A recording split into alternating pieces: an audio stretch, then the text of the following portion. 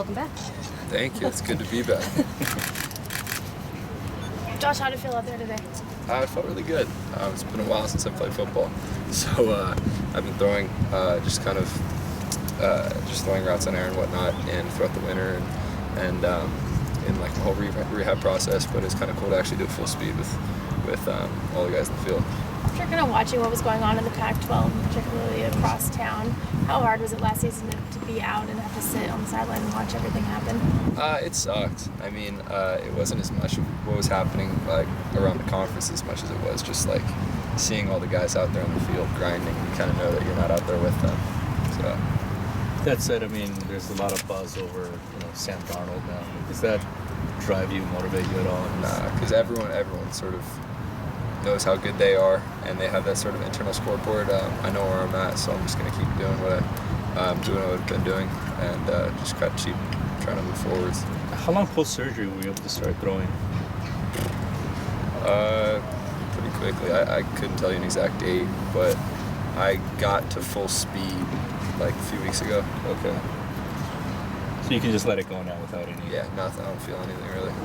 They kind of described it, I think, at the time as a soft tissue repair or something. What did they do exactly? That's what it was. Okay. It's like kind of pulling a hamstring almost in the shoulder.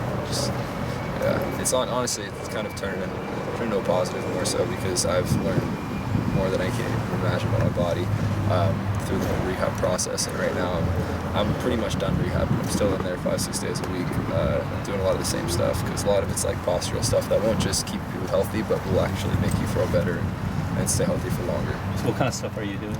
I mean, everything, and every quarterback knows it, from sleeper stretch to throws 10 to rotator cuff strengthening, all that stuff. Okay.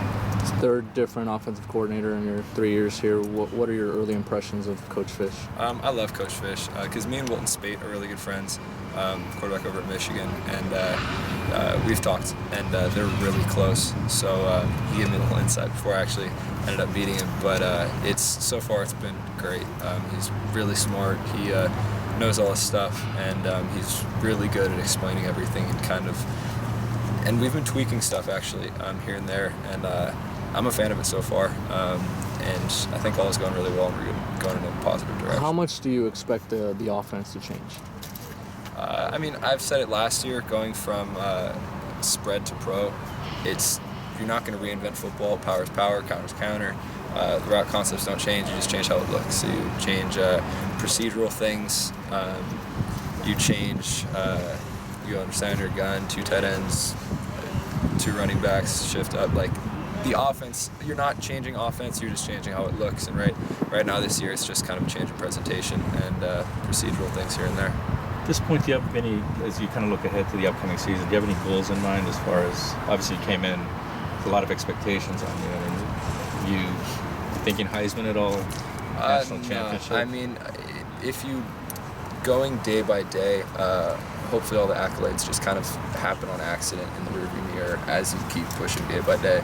My motto this year is kind of just getting 1% better every day, and compound interest that, and then at the end of the road you find yourself a lot further ahead than you really thought you would have been. So everything from team accolades to individual accolades across the board, we're just trying to get better every day, and all the chips will fall into place. I think kind of what happened last year with the injury, I mean, maybe kind of reinforce that type of thinking a little bit more.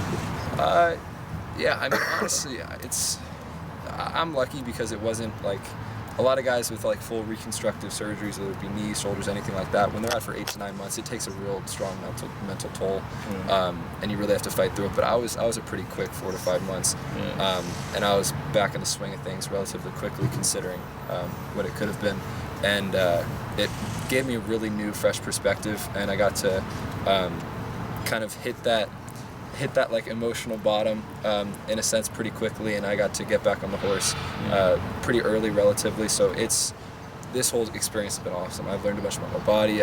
My nutrition's gotten a lot better. It gives you sort of a little bit of a fire, because in college you're going 46, 47, 48 weeks out of the year. I mean, you get it taken away from you. You don't really realize what you have until you don't have it. Right. Now, did you know that it was that minor until they went in? I mean that's why you have doctors and Right. scans and stuff. No, I didn't So know. when you came out of the surgery and they kind of gave you the news, that was Yeah. kind of the moment of relief for you, like Yeah, oh, absolutely. thank God. Because it's called diagnostic scope. So they went in to diagnose what was Right. wrong. So they knew where something was messed up. They just didn't know what it was. There were a few possibilities they said before going in. Came out and said it was the best case scenario, and I was really happy. Were you afraid that it was something serious? Hell yeah. What was kind of like the worst case scenario that I'm had not going to go into that. Was it something that progressively got worse, or did it actually, the injury that you ultimately got surgery for, occur against Arizona State? It occurred against Arizona State. It was just sort of after like a week or 2 weeks to see if I could kind of rehab through it and fight through the season. That was sort of the case for this, like tearing your hamstring and seeing if you could kind of get into it before whatever. But it ended up just needing to get cleaned up and just getting ready for the next year. It seemed at the time that you might have been trying to get back and maybe had to be talked into sitting out. How did that all go down where you ultimately decided to? It was a little bit of stubbornness, but I think it's stubbornness that coaches appreciate. That's why, like in the NFL with the whole concussion things, they need doctors to pull guys off the field because they know what they want to get out there and then and play the game they love. So I was on the sideline and fully suited. So I was by the officiating perspective, I was ready to go, but just the body in the pads wasn't really ready to go. So you had a chance to kind of look back at the games that you were able to play last season. How do you think you played? Not well enough. 3-3 isn't really so hot. So moving forwards, I'd like to play a lot better. You came into UCLA early, pretty highly regarded as well. Have you had any discussions with guys like Jalen or Darnay about what they should come to expect here in the next few months? Yeah, I mean, I've been pretty close with Darnay through the recruiting process because Jordan Payton was one of the guys that mentored me when I first got here, and he knows Darnay through the Oaks Christian connection and all that, and his Theo Howard too was at Oaks Christian Lily, so I was kind of just helping him as much as just kind of giving him a heads up on what's to come, and because when I came in, I was the only one in the winter, so I was terrified. But it's definitely nice if someone like that takes you under their wing. So that's why I'm trying to help them out a little bit. Are you pushing to have maybe a package for Darnay, because obviously he has some of those two-way capabilities? I'm just trying to learn what's put in front of me right now. You will be draft eligible at the end of the upcoming season. You don't have to finish that question.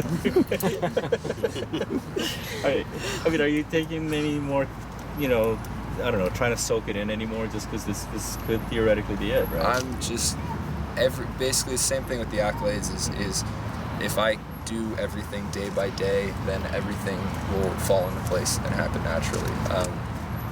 A decision is a decision. I can't make one this far ahead, but right now it's just basically go step by step and handle what you can handle. And if the situation will come, if I do what I can right now, but if you're looking all in the future and you forget what's at your feet, then you find yourself sort of trying to reach a false dream. Yeah, well, I guess, not so much like looking ahead, but say like even like today you come out, right? It's, this could be, your last spring practice with these guys, right? Or, spring camp with these guys. Do you take any more time, I guess, to soak it in anymore, I guess? Or? Not as much. I mean, you have seniors that leave every year, so you try to. I mean, I've already lost some of my best friends here, from Teo Lagasse to Mike Faithful to Jordan Payton. Every year, I have some of my best buddies sitting to the right and left of me, and the first meeting coming back from the season in winter camp, you're just kind of sitting there like, where is everyone? The meeting room's kind of empty, and it's a different feeling. So I try to soak it in every year because these are my best friends, and it's a dream to be at a university like this with a lot of these guys. Yeah. How did you feel out there throwing the ball? Did it feel pretty natural? Yeah, Did you feel rusty at all now? Felt great. Last one, you guys good? Anything? Yeah? Any more, Dylan? Thanks, Josh. Thanks, Josh. Thanks, Josh. Thanks, Josh. Any thoughts on Trump? What's up? Dylan.